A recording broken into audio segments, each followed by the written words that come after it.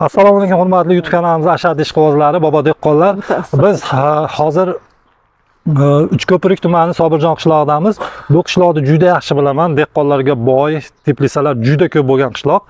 Mana shu qishloqlardan birida Sadoqatxon ismli singlimiizga, ya'ni juda ko'p erkaklar, yosh, baquvvat erkaklar, yigitlar ekkan pomidorlarni boshqalarga ko'rsatdik.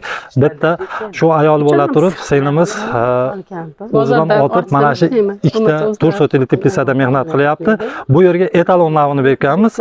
Etalon navini o'sha qish kunlarida ekib, sovuqlardan asrab, mana hozirgi kunda mana shu holatga keltirgan. Hozir sizlar bilan Sadoqatxon chaqiramiz. Ozgina qisqacha etalon gibrid haqida suhbat o'tkazamiz. Videoni kuzatishda davom eting. Mana mirishkor singlimiz Sadoqatxon. Sadoqatxon, sizga bu etalon navini o'zimiz berganmiz, lekin qaysi sanada, qachon berganmiz esimizda yo'q. Endi hurmatli bobo dehqonlarga qachon, qaysi oyda ekilgani haqida ma'lumot bering.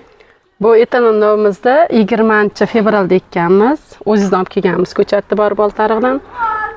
Xo'p, 20-fevralda ekkansiz. Bunda termiz bo'lganmidi? Termiz bo'lgan, 2 qavat termiz qilganmiz. 2 qavat qilgansizlar, ha. Ichiga duga qilinib, tashdan o'sha 1 qavat termiz. Ham duga bo'lgan. Ha, ham duga, ham 1 qavat termiz bo'lgan. Xo'p, ne sotik? 4 sotik. Bu 2 sotik, narigisi 2 sotik. sotik. Nechtadan ko'chat ekkanmiz? Ikkoviga 500 tadan 1000 ta ko'chat ekkanmiz. 500 tadan 1000 ta ko'chat ekkanmiz. Yaxshi. Endi Sadoqatxon, bu videolarni tashlab berib turdingiz menga. Tez-tez, yengil-yengil sug'aring dedim. Sug'ardingiz. Mana holatlarni ko'ryapsiz, holatlari yaxshi. Palelarimiz o'ta baquvvat. Lekin siz qandaydir ko'proq qo'yib yuboribsiz-da. Men vaqtroq to'xtating degandim. Maqsad ko'proq hosil olishmi deyman. Ha, bilasiz, yo'qmi? Uchko'priklar ashaddiy alidaqa bir-birishkor dehqonlarda juda ko'pchilikka kelganman bilaman.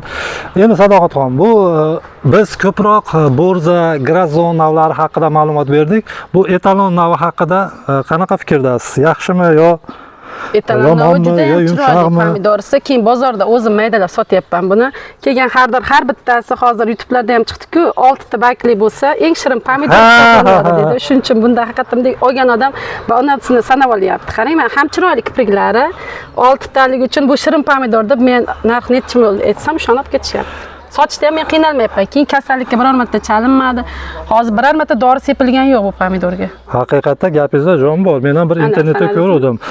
Mana shu kipriklari 6 ta bo'lsa, ayoli bo'ladi, shirin bo'ladi deyardi. Siz o'zingizga o'xshatib olibsiz pomidorlarni. G'azil rostdan aytyapman. Xo'p, buni qattiqligi, endi shirinligini gapirdik. Shirinligi ham keyin bozorda men qiynalmayapman men sotuvga, chunki olib sotarga bermayapman. O'zim maydalab sotyapman. Olib sotar necha pul sotsa, men o'sha narxda sotyapman hozir pomidorda. Bozorlarga borib, savdo sotiq ichida yondimda sotyapman buni. Sochgunman qiynalganim yo'q. Xo'p. Hamma borgan joyimizda bitta negativ fikr eshitib qolganman-da, 100 kunda ham pishmadi deb yozishgan kommentariyalarda. Hamma borgan joyimizda men savol beryapman, necha kunda pishdi-yu, necha kunda sotuvga chiqardingiz? Sotuvga chiqarganimizga bir 20 kuncha bo'ldi hozir. 20 kuncha bo'ldi. Shundan beri bir 8 martamikan, 9 martami. Aniq necha kunda pishgan bilmaysiz? Bilmasa ekan endi mayli. Bunisini o'rtacha 80 kun deb qo'yamiz.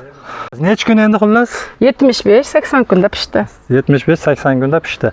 Endi Sadoqatxon, hozir asosan ko'p mevalarni tagida ko'ryapman, hosillarni tagida, tag qismida. Juda ko'pchilik dehqonlar tagidagi hosilni ushlata olmayapti. O'sha sovuq holatlarda. Sizda qanaqa bo'ldi bunda ushlashlar? Sovuq holatda ham yaxshi ushadi. Mana ustoz ko'ring. Hammasida mevasi yaxshi.